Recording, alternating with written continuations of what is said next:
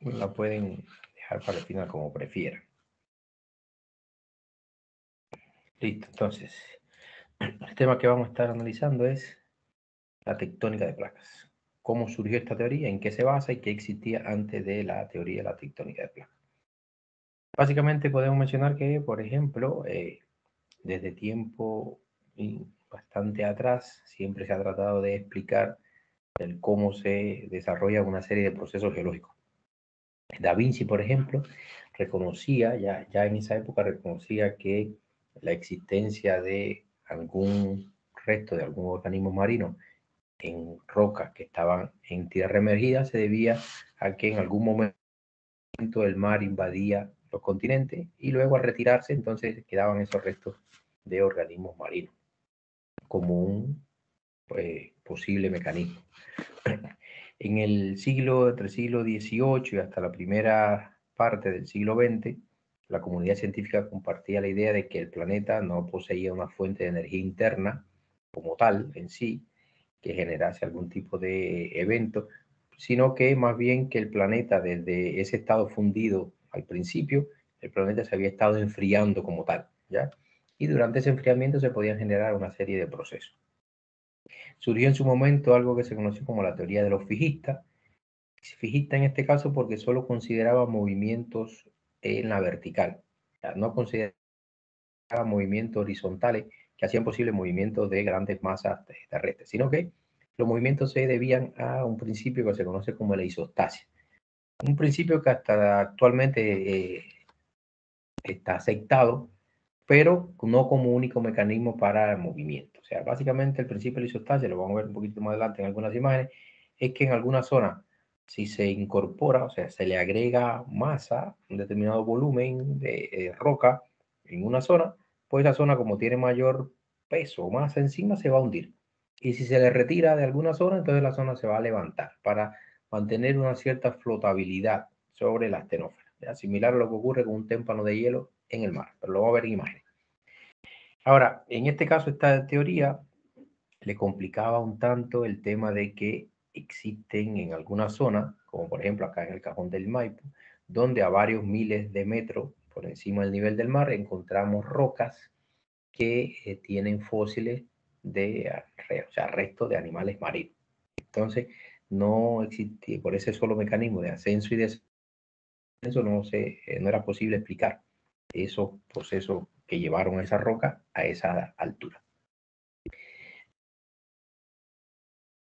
Básicamente el principio de la isostasia lo que plantea es que en este caso, o sea, analizando la litósfera, esa litósfera descansa o está como una especie de equilibrio de flotación sobre el material que está debajo, que es la astenósfera, un material un tanto más plástico.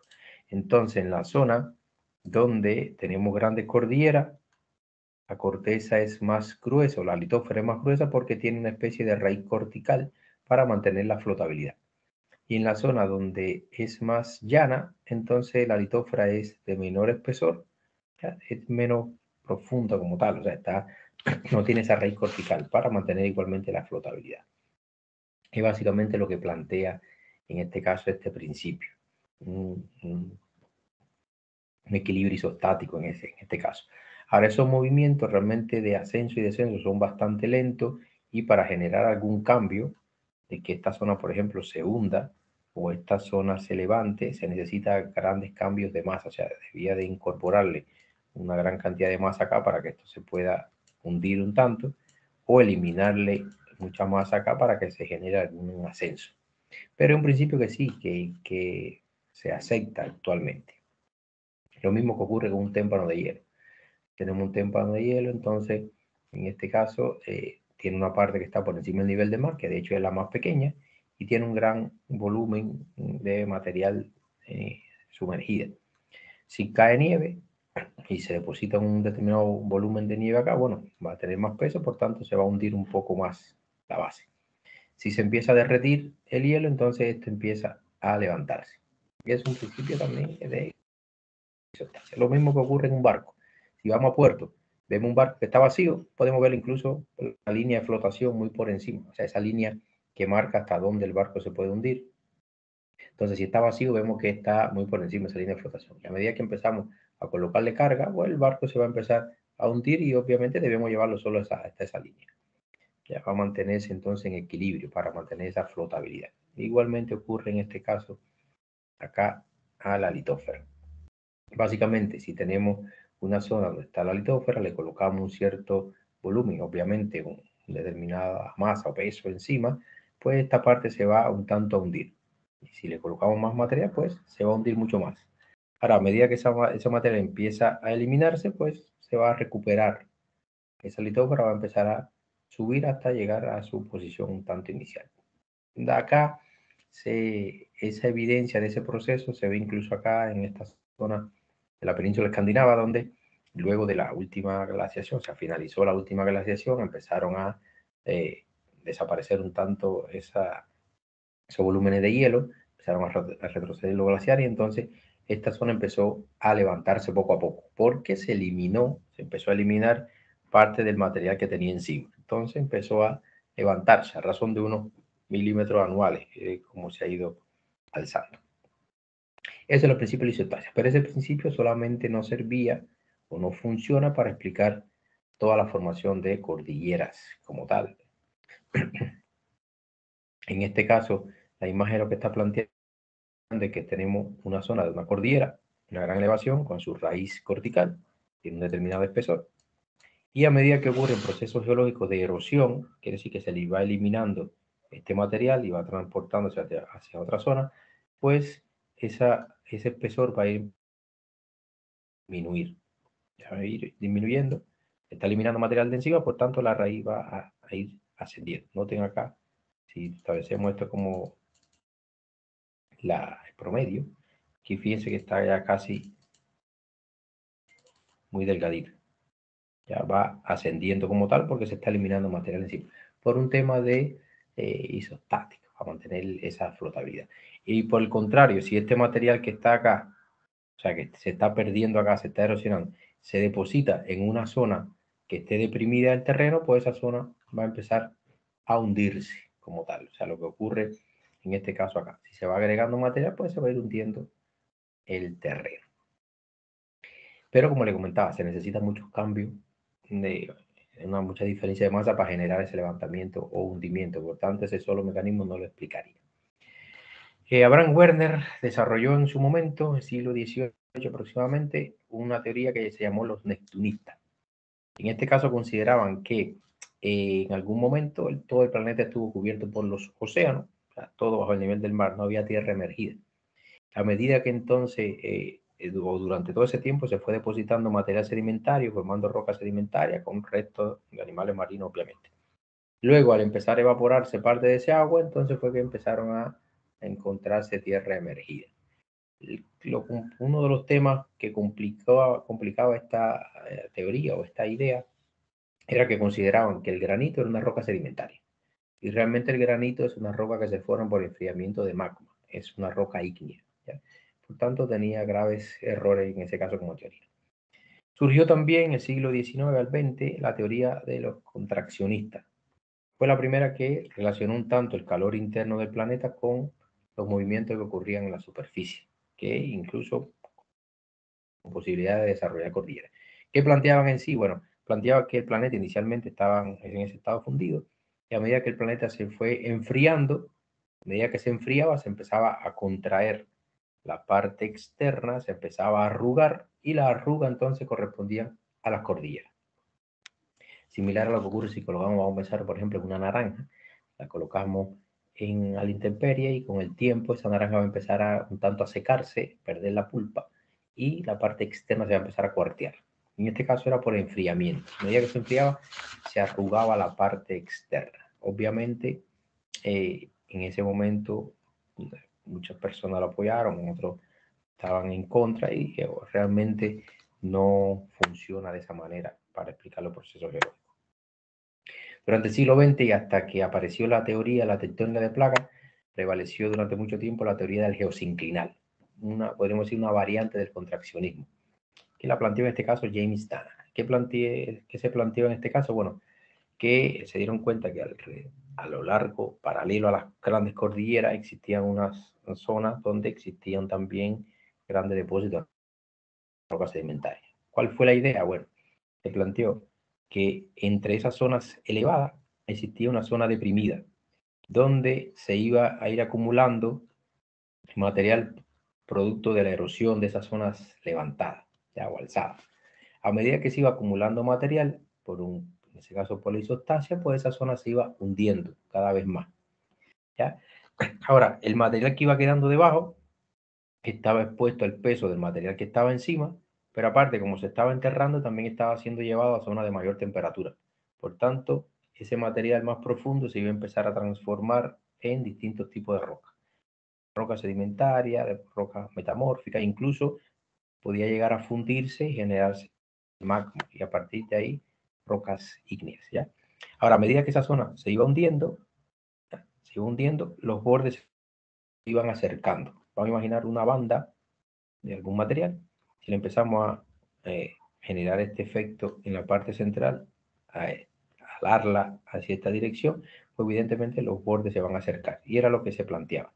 A medida que se hundía, pues los bordes se iban acercando y se generaba una cierta presión de los bordes hacia la parte central. Y eso entonces hacía posible que esa compresión, que se generara también una serie de procesos, un proceso metamórfico, y además que en algún momento eso empezase a levantarse.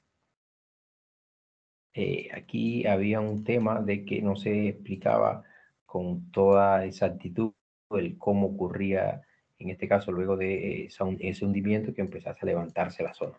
Pero era lo que se tenía hasta ese momento para lograr un tanto explicar, en este caso, estos procesos. Prevaleció durante mucho tiempo una teoría bastante engorrosa, mucha teoría para explicar un determinado proceso.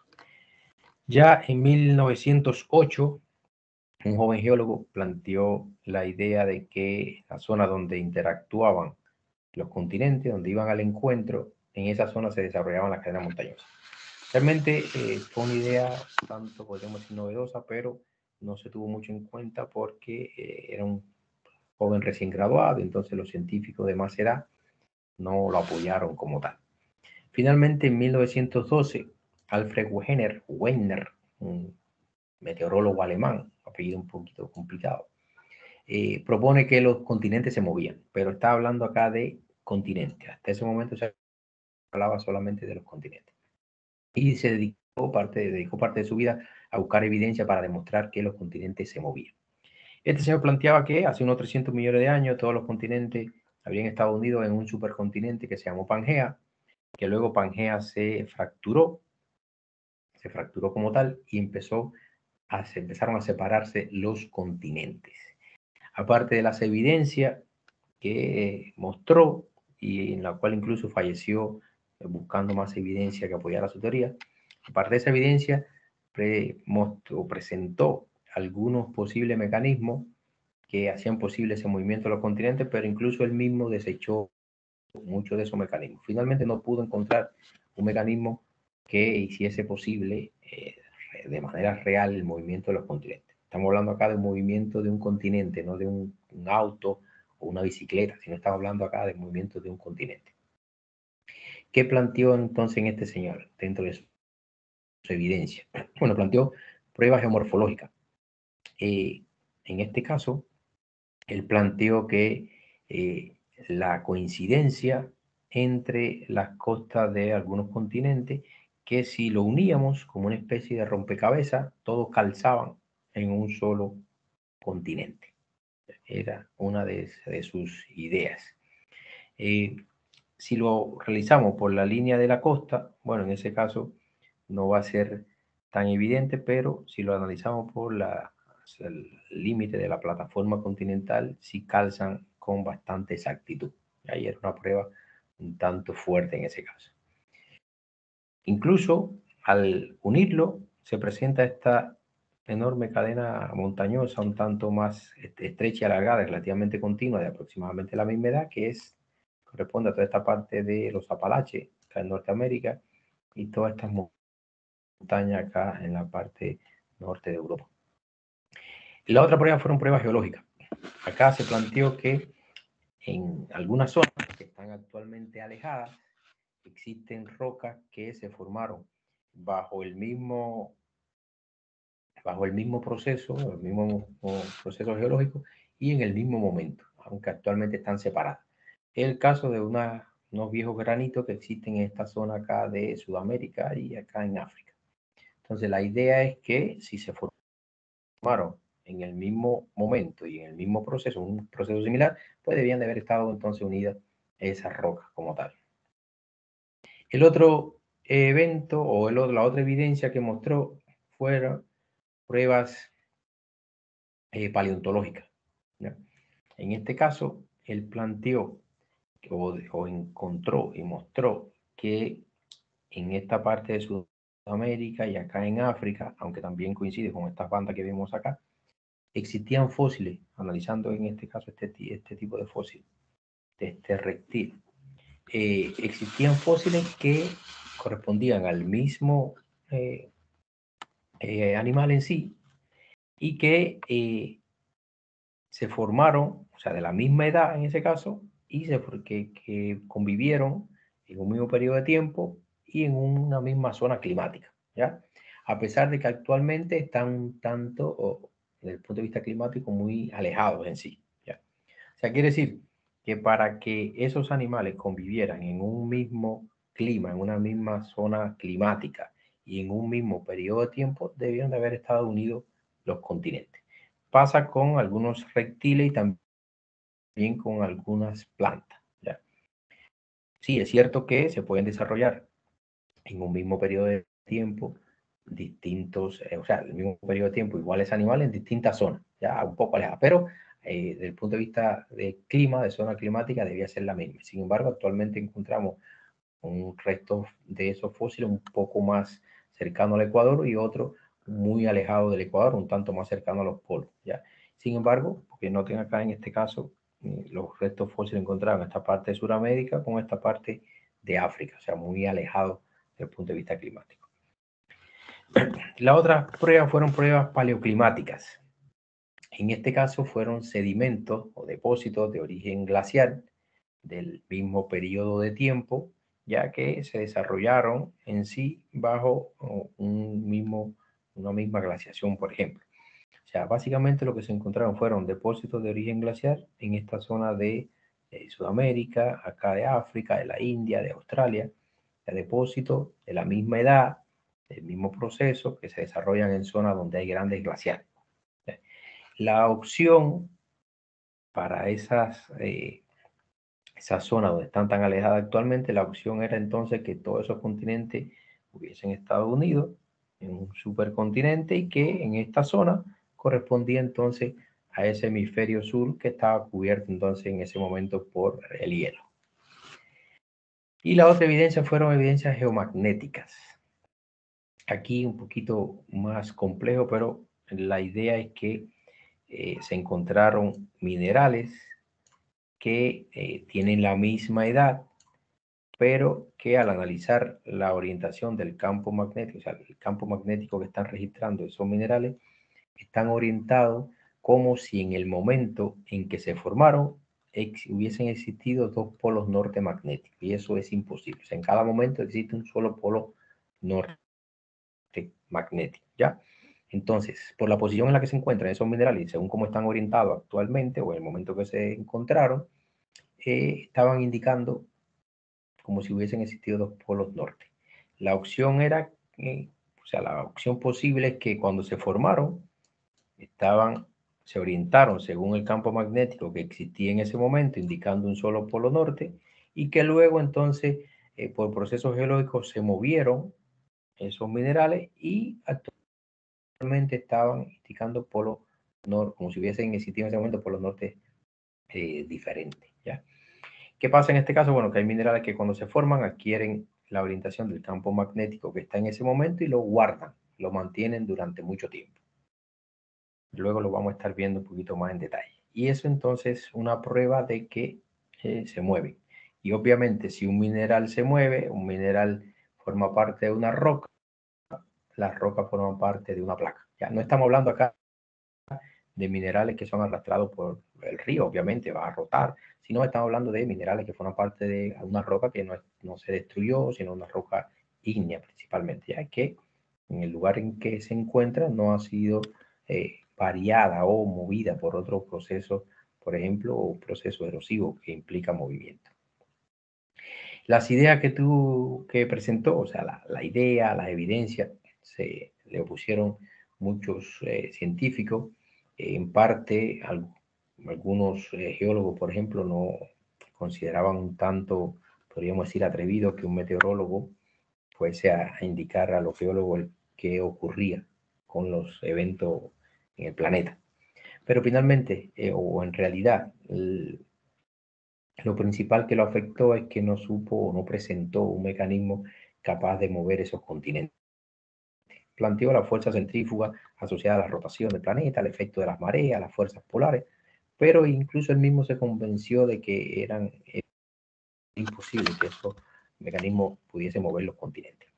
Finalmente sus ideas fueron desechadas, se guardaron durante mucho tiempo hasta que varios años posterior a su fallecimiento, algunos geólogos retomaron su idea y empezaron a tratar de demostrarla y finalmente surgió en parte, apoyando en parte esa idea, la teoría que vamos a ver luego, la tectónica de placas. Uno de los máximos detractores fue este señor, un geofísico, aportó mucho a la estructura interna del planeta, pero él planteaba que era imposible que el cial se desplazara por sobre el cima. O sea, en este caso estamos hablando de cial, se refiere a silicio aluminio, aquí a silicio y magnesio, la forma en que se le mencionaba la corteza oceánica y la corteza continental. Y que era imposible incluso que la corteza se moviese sobre el manto. Finalmente, no fue aceptada la idea de este Wegener y falleció, como le comentaba, buscando evidencia para apoyar su teoría, sus ideas. Ya en 1940, Arthur Holmes planteó o sugirió la posibilidad de que el manto tuviese la suficiente plasticidad para permitir que se desarrollase una transferencia de calor, ya donde el calor interno del planeta ascendiese, unas corrientes cálidas subían, se enfriaban, volvían a bajar, se volvían a calentar, volvían a subir y se desarrollaban lo que él llamó corriente convectiva o corrientes de convección. Que esas corrientes de convección, similar, por ejemplo, si colocamos agua en un tarro, lo colocamos en la cocina, a medida que se caliente el agua, pues va a subir la cálida va a subir, la fría se va a bajar, se va a calentar y va a ocurrir este proceso. De hecho, una forma de demostrarlo era colocando un tarro con agua, colocando unos fideitos y los fideos mostraban, a medida que el agua se iba calentando, mostraban este movimiento. Y por eso se le mencionaba en ocasiones de una manera un tanto jocosa como la hipótesis del plato de sopa. Entonces, estas corrientes de convección hacían posible que en determinado momento se fracturase el continente y luego el propio movimiento de las corrientes llevaba al desplazamiento de esa masa continental. Fue una idea un tanto revolucionaria en ese momento. También en esos años se empezó o en parte a estudiar el magnetismo del planeta. El magnetismo del planeta, habíamos comentado que el planeta funciona como un enorme imán que tiene un polo norte magnético y un polo sur. Y ahí esas líneas de fuerza van de un polo al otro. No lo vemos en parte porque, o sea, es imperceptible, menos perceptible que la gravedad, porque si soltamos un objeto, pues cae o sea, atraído por la gravedad hacia el centro del planeta. En este caso, ese campo magnético del planeta lo podemos observar a través de las brújulas. Tomamos una brújula y podemos orientarnos según ese campo magnético. De hecho, lo vamos a ver en clase futura. Ahora, ¿qué pasa en este caso? Bueno, que hay minerales que cuando se forman, en el momento de formarse, se orientan según ese campo magnético y esa orientación la conservan. Como la conservan, funcionan como una especie de brújula fósil. O sea, quiere decir que estudiando esos minerales podemos conocer la orientación del campo magnético en un determinado momento porque podemos determinarle también la edad a esos minerales. Sucede en muchos minerales de hierro, algunos óxidos o sulfuros de hierro como magnetita, hematita, pirrotina. muy abundante en lavas basálticas. Cuando esos minerales se forman, entonces registran la dirección y el sentido de ese campo magnético, ¿ya?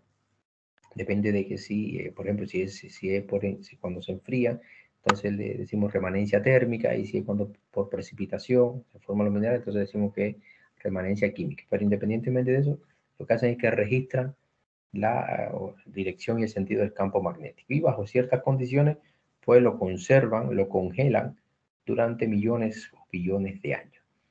Eso sucede porque ese material lábico, esa lava basáltica, donde predominan estos minerales, ese material fundido sale a más de 700, 1000 grados, incluso 1200 grados, que esa temperatura está por encima de lo que se conoce como el punto de Curie. El punto de Curie es una temperatura a la cual el mineral pierde su magnetismo.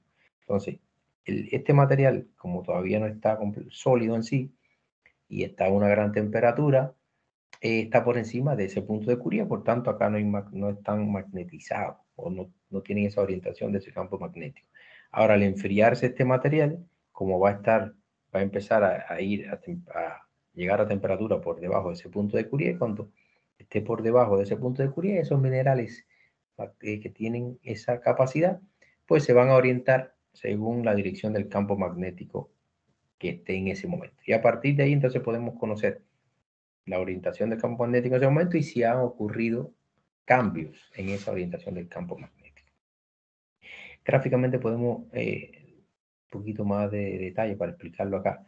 Miren, si tenemos un mineral que tiene esta dirección y sentido de un determinado campo magnético, este mineral se orientó según ese campo magnético.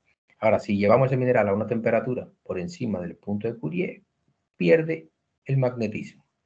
Ya perdió esa orientación de ese campo magnético. Y si le acercamos un nuevo campo magnético cuando él baje de nuevo la temperatura, entonces se va a orientar según la nueva orientación de ese campo magnético. O sea, quiere decir que inicialmente él estaba en esta orientación, pero el último que adquirió fue este porque lo perdió. Esa primera orientación la perdió al estar a una gran temperatura y al enfriarse había otro campo magnético. Y este es el que va a conservar hasta tanto se vuelva a calentar lo suficiente o se funda y lo pierda nuevamente. Y lo vamos a encontrar entonces con esta orientación. Eso ocurre, por ejemplo, en las rocas que salen o que se forman cuando sale material fundido desde el interior de la corteza del planeta, sale ahí por la zona de la dorsal, y a medida que ese material va saliendo, a una gran temperatura, se va enfriando, se va solidificando y entonces adquiere esa orientación de ese campo magnético. Y ese campo magnético la mantiene. Bueno, obviamente, si este material que se formó luego llega a una zona de subducción y se funde de nuevo la placa que contiene esos minerales, pues entonces va a perder ese magnetismo, obviamente. Pero luego cuando salga, por ejemplo, durante una erupción volcánica, va a ocurrir de nuevo que se va a orientar según cómo esté orientado ese campo magnético. Básicamente ocurre esto. Vamos a pensar que tenemos este mineral que tiene, en el momento en que se forma, toma la orientación, dirección y sentido de ese campo magnético. El norte hacia arriba, por ejemplo, y el sur hacia abajo. Esta es la orientación. Ahora, puede ser que lo encontremos luego, al pasar de los años, o por ejemplo, actualmente lo encontramos que tiene esta dirección y sentido. Y la dirección y el sentido del campo magnético actual es esta. Por tanto, él debería estar apuntando hacia esta zona. Y sin embargo, está apuntando hacia acá. ¿Qué quiere decir? Que ese mineral, de esta posición inicial que él tenía, él rotó un determinado valor angular, ya un determinado ángulo. Por tanto, esta es una evidencia de que el mineral se movió. Y con el mineral se movió la roca y se movió la placa. Ya es aproximadamente lo que ocurre. No es tan sencillo, pero son estudios que se realizan de paleomagnetismo para analizar el cómo han ocurrido los movimientos en determinadas zonas, asociando a la orientación de los minerales, de ese campo magnético que queda congelado de los minerales, con la orientación del campo magnético actual. Es una evidencia de que se mueven las placas. Además de eso, se ha logrado determinar que ocurre en cada un intervalo de tiempo determinado esos cambios de polaridad, ¿ya? Esa inversión geomagnética. Quiere decir que cada cierto intervalo de tiempo, que como promedio son 300.000 años, ocurre que el campo magnético, el polo norte pasa a ser el sur y el sur pasa a ser el norte. Como promedio 300.000, aunque la última ocurrió hace 780.000 años, por tanto está un poquito desfasado, ya lo habíamos comentado en la primera clase. O sea, esa evidencia, la evidencia de esas inversiones del campo magnético quedan en la roca. A ciencia cierta no se sabe el por qué ocurre, pero sí se sabe que ocurre porque está la evidencia ahí en la roca. Y también se realizan estudios, como les comentaba, de paleomagnetismo, y a partir de esos estudios se ha logrado determinar que sí, que es evidente de que se mueven las placas. Acá lo que hay es una representación de América del Norte y Europa en cuanto a los movimientos de las placas, donde hay cierta coincidencia en los polos que tienen la misma edad en sí en cuanto a los movimientos. Quiere decir que a partir de ese estudio de paleomagnetismo se ha logrado demostrar que evidentemente los continentes se movían y que, por ejemplo, el océano Atlántico se ha estado abriendo, y a medida de que se ha estado abriendo se han estado separando, por ejemplo, África de Sudamérica y la parte europea de la parte de Norteamérica. En 1960 al 62, Harry Hess, un geólogo norteamericano, planteó la teoría de propagación de los fondos oceánicos. En este caso se logró explorar el piso oceánico, topografiar el piso oceánico. Se determinó que existe lo que se conoce como la dorsal o la cordillera centrooceánica, aunque no en todo lugar está en el centro, pero se le llama geografía de esa manera. Una enorme cordillera de la cual ya habíamos hablado, y que a partir del centro de esa cordillera, o sea, sale material desde el interior. Que ese material que sale del interior se va hacia ambos lados, ¿ya? Va empujando al material que estaba formado y se van expandiendo, se va moviendo ese piso oceánico. Si es así, entonces quiere decir que las rocas que estén más cerca de la dorsal van a ser más jóvenes, y las que estén más alejadas van a ser más antiguas, porque primero estaban acá y luego las fueron empujando. O sea, a medida que nos alejamos del centro de la dorsal, las rocas van siendo cada vez más antiguas. Es la idea que planteaba este señor. Este mapa es precisamente de edades, de piso oceánico. La línea central negra representa esta zona por donde está saliendo material desde el interior. Y a medida entonces que nos alejamos de ese surco central, las rocas van siendo cada vez más antiguas. Esta escala de color está asociada a edad. Acá sería 0 edad porque es el material que está saliendo ahora precisamente. ¿Ya? Actualmente está saliendo material porque es un proceso que es continuo. Y a medida entonces que nos alejamos, las rocas van siendo cada vez hacia ambos lados. Ya hay algo un tanto, podríamos decir, simétrico hacia ambos lados. Las rocas van siendo cada vez más antiguas. Y las rocas más antiguas se encuentran en esta zona acá del Pacífico y en esta parte acá del Atlántico. Y no tienen más de 180 millones de años. ¿El por qué no tienen más de 180 millones de años aproximadamente? Bueno, porque se va reciclando con el tiempo. ¿Ya? No es porque no existieron antes del Jurásico, sino es porque se fueron consumiendo. ¿Ya? Se va creando corteza oceánica nueva acá en la dorsal, o sea, nace acá, pero al irse desplazando, a medida que nos vamos alejando, se va haciendo más fría, también más densa, y llega un momento en que subducen las placas, el proceso que se conoce como subducción, donde una placa se hunde bajo la otra y esa que se hunde se funde. Y por eso entonces se va reciclando la corteza oceánica. Además de que es más antigua a medida que nos alejamos, también se plantea que cercano a la dorsal, la corteza oceánica no tiene prácticamente sedimento encima porque se formó muy recientemente, y a medida que nos alejamos, entonces la capa de sedimento que lo cubre cada vez también más antigua. Incluso en muchas zonas va aumentando el espesor porque cada vez estaba, o sea, entre más alejada, más tiempo ha estado expuesta a que se le deposite material encima.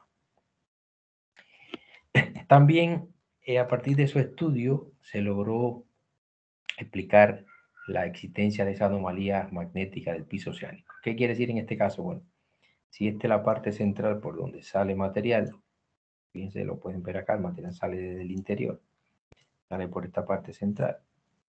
A medida que el material va saliendo, se va desplazando hacia ambos lados. Por eso, a partir de este centro, es algo simétrico hacia ambos lados.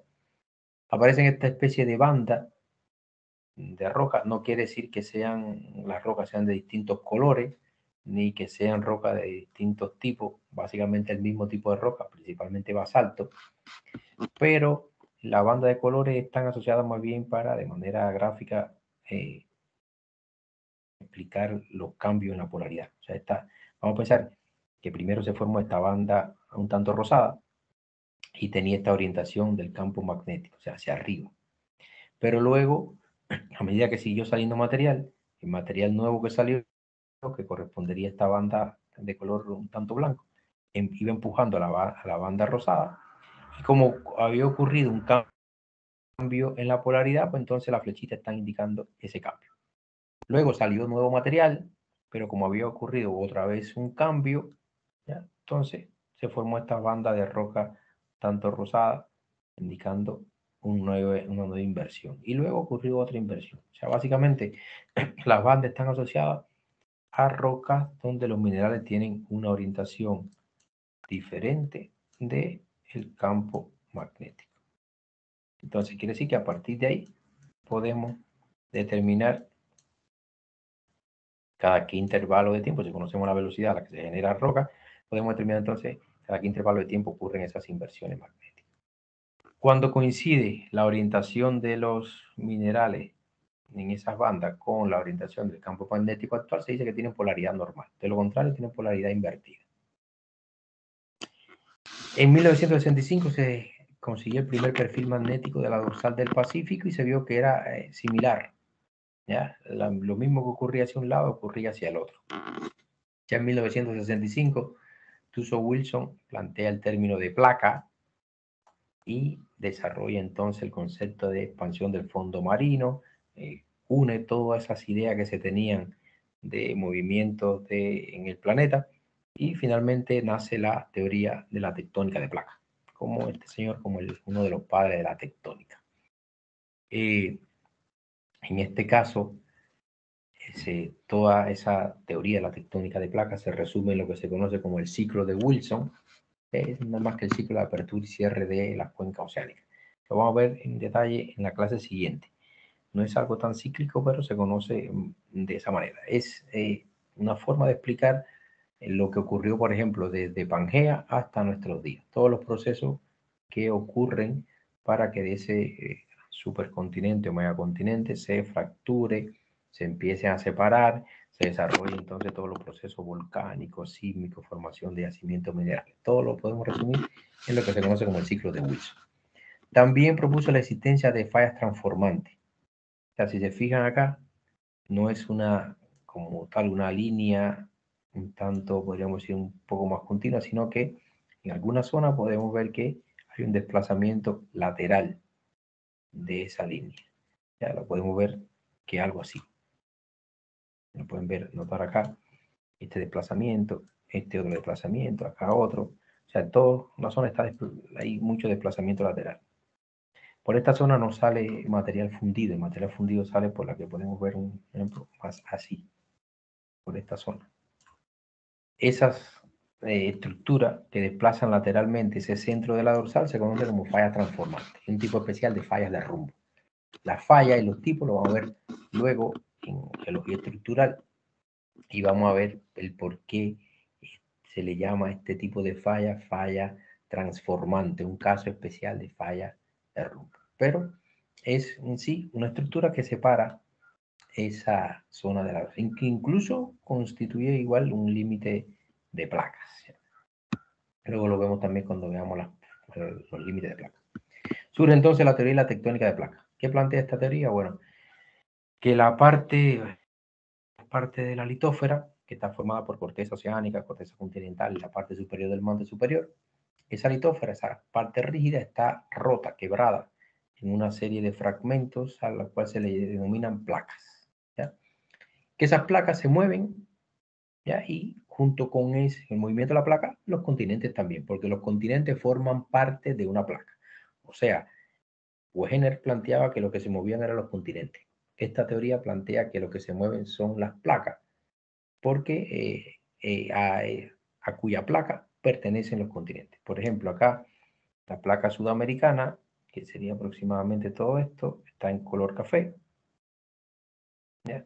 Todo esto es la placa sudamericana. Y a esa placa pertenece también, o forma parte de la placa sudamericana, el continente sudamericano. Bueno, Sudamérica. Igual le ocurre a la placa africana. Toda esta placa, que es la placa africana, a ella pertenece el continente, o sea, África. No, un continente no forma una placa sola. Ya no estamos hablando de movimiento de continentes, sino movimiento de placas. En este gráfico o en este mapa lo que aparece es precisamente el límite de las placas. El límite de las placas lo podemos establecer con la concentración de sismo. Todos estos puntos, las zonas negras, no es más que puntitos que representan la concentración de sismo. Entonces quiere decir que en la zona hasta donde llegan las placas o los límites de las placas, el límite, la extensión de esas placas, es donde se desarrollan los sismos, o sea, donde interactúan unas placas con otras, porque esta es una placa y esta es otra placa, donde interactúan las placas en esos límites o bordes, es donde se desarrolla la mayor actividad sísmica. ¿Ya? Una placa no es más que un segmento de litósfera que está formado por corteza continental y o corteza oceánica, porque puede ser que sea solo corteza oceánica, puede ser que sea solo corteza continental o puede ser que sean ambas, ya tanto continental como oceánica. Ahora, corteza, ya sea de uno o de dos, más el manto litosférico. Aquí lo podemos ver. Corteza continental o corteza oceánica más esto café oscuro que es el manto litosférico. Eso es lo que forma las placas litosféricas. Debajo de la litósfera está entonces la astenósfera. O sea, el límite inferior de la litósfera es el techo de la astenósfera. El borde o límite de placa no es más que el límite en sí, hasta donde se extiende una determinada placa. En los bordes o límites es donde las placas interactúan, por tanto son por zonas geológicamente muy activas. Activa en este caso desde el punto de vista sísmico y volcánico, ¿ya? También de generación de o formación de yacimientos minerales. Esos bordes o límites delimitan 15 grandes placas y entre ellas hay varias decenas de placas de menor tamaño que, en dependencia de la escala que estemos analizando, se van a ver o no, ¿ya? Pero básicamente son 15 grandes. La mayoría de las placas grandes son placas que tienen tanto corteza oceánica como corteza continental. No una encima de la otra, sino que lateralmente una transiciona a la otra.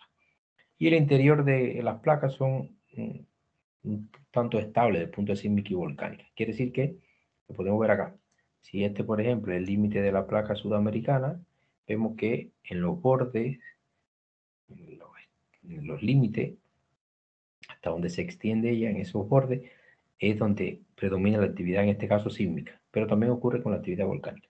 En la parte central es más escasa la actividad sísmica y volcánica, mucho más escasa, casi, si lo comparamos con los bordes, casi nula. Las placas donde tienen corteza oceánica son más delgadas, pero más densas. Y donde tienen corteza continental, entonces son más gruesas, pero de menor densidad. Eso implica o sea, tiene varias implicancias. Por ejemplo, que cuando van al encuentro una zona que tiene una placa que tiene corteza oceánica con una que tiene corteza continental, siempre la que subduce es la que tiene corteza oceánica. Pero luego lo vamos a ver más en detalle. En este gráfico, lo que está representado es la litósfera, que está formado tanto por corteza como por el manto litosférico, y el límite inferior de la litósfera es la astenósfera. Ahora, este límite entre astenósfera y manto litosférico es un límite termal porque químicamente son similares. Ya, químicamente son similares, pero donde hay mayor temperatura, entonces vamos a tener más tenófera. Donde hay menor temperatura, entonces vamos a tener más manto litosférico. Básicamente, la tenófera se puede enfriar tanto que puede transformarse en manto litosférico, o sea, comportarse más rígido. Y el manto litosférico puede calentarse más, hacerse más plástico y pasar a ser actenófera o manto actenoférico. Entonces, las placas litosféricas pueden ser de corteza oceánica, de las grandes, por ejemplo, la placa de Nazca, la placa Coco o la placa del Pacífico. Pueden ser solo de corteza continental, en el caso de la grande, la placa de Arabia, o pueden ser placas mixtas. Mixtas son la mayoría de las placas grandes. Quiere decir que tienen parte de corteza, una parte de la placa tiene corteza continental y otra tiene corteza oceánica. Manto litosférico tienen siempre, ¿ya? Lo vemos acá en este caso de estas 15 grandes placas. Estas son las 15 grandes placas. Noten acá, la placa de Nazca, bueno, los colores para diferenciar las placas, obviamente. Ahora, dentro de una placa tenemos dos colores. En este caso, el color más fuerte es donde es corteza oceánica, el color más clarito es donde es corteza continental. Quiere decir que la placa sudamericana parte acá siendo corteza oceánica, transiciona a corteza continental. Por tanto, en este borde de acá es de corteza continental y este borde de acá es de corteza oceánica. Pero en el caso de Nazca es completamente corteza oceánica. Igual la placa Goco, igual toda esta placa del Pacífico de Lara. Aparte de esas 15 grandes, bueno, tenemos, bueno, aquí hay algo que es estudios recientes que han planteado dividir la placa en Nazca Norte, Nazca Centro, Nazca Sur, pero eso ya es algo más específico. Lo más común que van a encontrar es que se trata como una sola placa. Y estas son las placas más chicas, que en esta escala no se ve. Muchas de esas placas chicas son solamente de corteza continental. Y estas son las actuales, porque en el pasado existieron otras placas que luego se dividieron en varias placas y algunas se consumieron. De hecho, si ven esta placa, la de Juan de Fuca era más grande, ahora es más chiquitita, se está consumiendo. En algún momento quizás se consuma completamente y desaparezca. En este mapa está representado el movimiento de las placas. Noten que si analizamos esta zona, esta línea que está representando la dorsal, a lo largo de toda la dorsal las placas se están separando, ya se están alejando una de otra. Toda esta zona. Pueden ver que se está alejando una placa de otra. Pero sin embargo, acá en este límite, las placas van al encuentro. Una va al encuentro de la otra. Igual que acá. Igual que en toda esta zona. Una va al encuentro de la otra. Y en algunos casos, bueno, no van ni al encuentro ni se separan, sino que tienen un movimiento en la misma dirección, pero en sentido contrario. Y de ahí surgen entonces los tipos de bordes. Bordes divergentes porque se separan, separación. Bordes convergentes porque van al encuentro. O bordes de fallas transformantes, porque ocurre este proceso, pero lo vamos a revisar mañana. Quiere decir que de esa manera se logró demostrar que sí, que evidentemente las placas, todos los continentes estuvieron unidos en algún momento en un supercontinente que se llamó Pangea. Pangea hace unos 230 millones de años empezó a fracturarse, ¿ya? Hace 200 millones de años empezó entonces a separarse un tanto más, a abrirse el Atlántico hasta nuestros días, donde continúan separándose las placas. O sea que sí o sí, los continentes estuvieron unidos al menos la última vez en Pangea, porque antes de Pangea ya habían estado unidos y se habían separado. Y luego entonces se unieron nuevamente cuando Pangea y luego se separaron hasta la actualidad. Así serían los continentes si no se hubiera, o sea, los países estarían distribuidos de esta manera si no se hubiese separado Pangea. Muchos países sin costa, sin acceso al mar. Ya, entonces quiere decir que sí, está la evidencia de que los continentes se mueven, pero hasta ahora no hemos planteado cuál es el mecanismo posible que hace posible que se muevan. En este caso se consideran tres mecanismos principales, podríamos mencionar un cuarto mecanismo, pero básicamente se plantea que se mueven por procesos de empuje de la dorsal, lo vamos a ver detallado cada uno de manera independiente.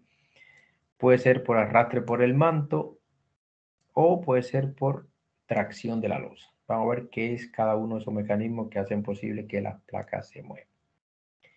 En el caso del arrastre astenoférico o arrastre por el manto, no es más que lo que genera la corriente de convección.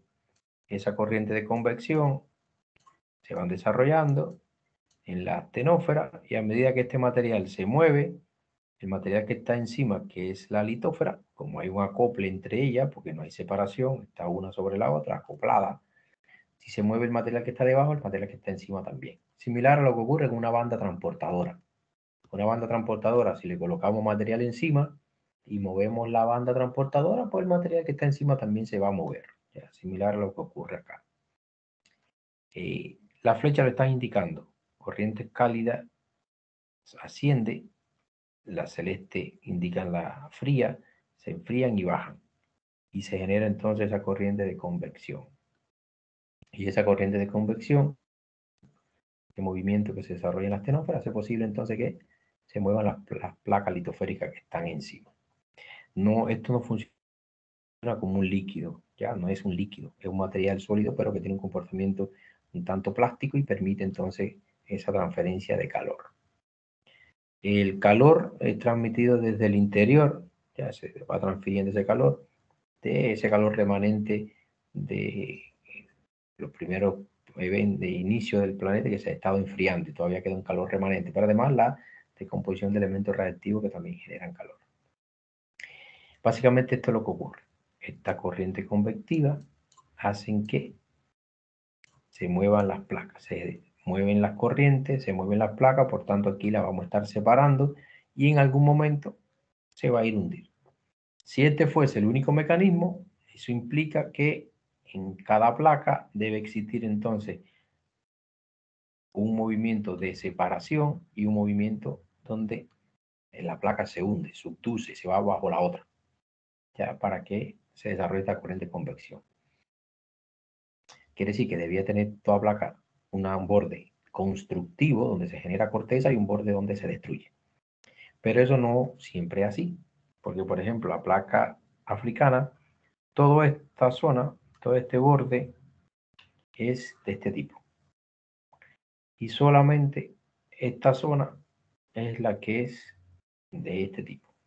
Incluso en esta placa de Filipinas, está rodeada todo de borde de este tipo. No tiene este tipo de borde. Por tanto, ese solo mecanismo no lo explica el movimiento de las placas. Se necesita algo más. Y aparece entonces este segundo mecanismo, el empuje de la dorsal. O sea, quiere decir que por aquí, por debajo, estamos moviendo corriente de convección. ¿Ya? Ahora, perdón, un poquito más abajo. Me fui un poquito arriba, por aquí debajo. El material que sale, el material que va saliendo, por acá, por la dorsal, también va empujando a toda esta parte. Ya se está formando corteza oceánica nueva, va empujando a las placas. Aprovechando no solo el empuje de ese material que está saliendo, sino que también he ayudado, ese material que está saliendo lo ayuda también a que esta zona topográficamente es más elevada y esta zona es más baja. Por tanto, esa diferencia de topográfica también influye la gravedad y facilita que el empuje, en este caso. ¿Ya? O sea, cuando hablamos de empuje de la dorsal, no es más que el empuje que genera ese material que sale del interior, que va empujando hacia ambos lados. Y a medida que el material se va alejando, ¿ya? Se va enfriando, se va haciendo más denso y va tendiendo a ir hacia abajo, como pueden ver acá. Eso es lo que se conoce como el empuje de la dorsal. Ahora, ese solo mecanismo no explica el por qué en alguna zona este proceso de separación es más rápido que en otro. O sea, aquí, en toda esta zona, la separación de una placa respecto a la otra es alrededor de 10, 11, 12, 17, 18 centímetros al año. Sin embargo, acá en esta zona, que también hay separación, es de apenas 2, 3, 4 centímetros al año. Por tanto, aquí es mucho más lento que en esta zona. Ese solo mecanismo entonces no funcionaría para explicar esa gran diferencia. Surge entonces un tercer mecanismo, que es la atracción de la losa. Se considera el mecanismo más relevante en sí. Básicamente, ¿qué es lo que ocurre? Bueno, que la placa se hunde, subduce. Y cuando subduce, ala al resto de la placa. Tira del resto de la placa. Esta placa se hunde y al hundirse, como toda esta placa está unida a ella, toda esta parte de la placa, pues la ala. ¿Ya? Eso sí explica el por qué acá es más rápido. Porque alrededor de todo el Pacífico, excepto en esta zona de acá, pero básicamente alrededor de todo el Pacífico, lo que ocurre es subducción. Por tanto, si se funde, subduce más placa, se funde más placa, entonces hay que compensar esa destrucción con más generación de corteza acá. Por eso entonces que es más rápido. Básicamente lo que ocurre en un tren. Tenemos un precipicio, tenemos un pequeñito tren. Siempre colocamos este pequeño ejemplo, este dibujo un poquito feo, pero bueno. Cuando llega al precipicio, si no hay puente, el tren va a ir hacia abajo. Y como el tren va hacia abajo, va a tirar de todos los vagones que están conectados al tren. Es lo que ocurre acá. La placa subduce y como subduce se hunde, entonces ala, tira del resto de la placa. También existe un cuarto mecanismo, podríamos decir, por ejemplo, acá hay esta corriente de convección, pero aquí también, cuando estas dos corrientes de convección se unen, succionan a esa, se desarrolla una especie de succión de esa placa que se va hundiendo. Lo mismo que ocurre en una bañera. Colocamos una bañera y le colocamos el tapón, ya le colocamos el tapón, la llenamos de agua, la tina la llenamos de agua y luego al quitarle el tapón, entonces se desarrolla también esta especie de como embudo, ¿ya? Donde todo el agua va a ser succionada por esta parte. Es lo similar a lo que ocurre acá. Eso entonces serían los mecanismos, los 3 o 4 mecanismos que sirven para explicar el movimiento de las placas. El origen de las fuerzas en sí que generan esos movimientos está en el calor interno del planeta. Ese calor residual más el calor que se genera por esa descomposición radiactiva de algunos elementos. Y mencionarle además que el calor va aumentando con la profundidad a razón de 25 a 35 grados por kilómetro de profundidad, que es lo que se conoce como el gradiente geotérmico. Quiere decir que la transmisión del calor interno del planeta es causante de la corriente de convección que luego va a generar una serie de eventos y movimientos de placas como tal. ¿Ya? Obviamente se realiza desde material más caliente hacia lo más frío, esa corriente de convección. Acá lo que les comentaba de diferencia entre velocidades de las placas acá y la gran diferencia con esta zona del Atlántico. O sea, la dorsal del Atlántico es mucho más lenta que en el caso de la dorsal del Pacífico. O sea, cuando hablo de dorsal me refiero a que el material que sale y que se expande hacia los lados, aquí lo hace a una menor velocidad, 2, 3 centímetros al año, comparado con que hay más de 10 centímetros al año. Porque en esta zona está rodeada de zona de subducción, como pueden verlo aquí con la flechita. Entonces, quiere decir que básicamente estos serían los movimientos que se plantean en la tectónica de placas. Las placas en algunas zonas se separan, en otras van al encuentro, en otras se mueven horizontalmente, la misma dirección pero en sentido contrario.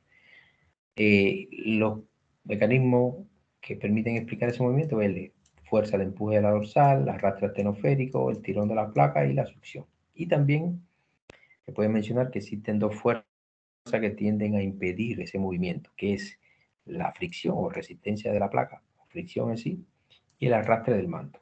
¿Qué, ¿Cómo lo vemos? Bueno, básicamente, vamos a cerrar acá, a eliminar acá. Aquí hay una fricción. Esta placa está tratando de meterse bajo la otra. Por tanto, se genera una gran fricción en esta zona. Ese roce entre esas placas. De hecho, pues se concentra mucha presión en esa zona y cuando se liberan esas presiones se generan los sismos. ¿Ya? Ahora, le decía, esta corriente de convección va tirando la placa hacia abajo.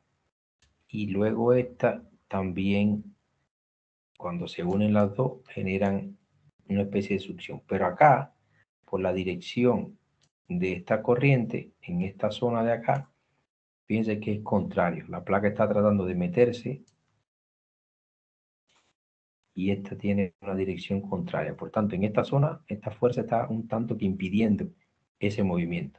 Es cierto que cuando se supera ya finalmente, esta propia fuerza ayuda a que vaya hacia abajo. Pero en esta zona, esta fuerza impide o tratan de impedir que esa placa se mueva. Y por eso entonces se habla de esta fuerza de arrastre del manto.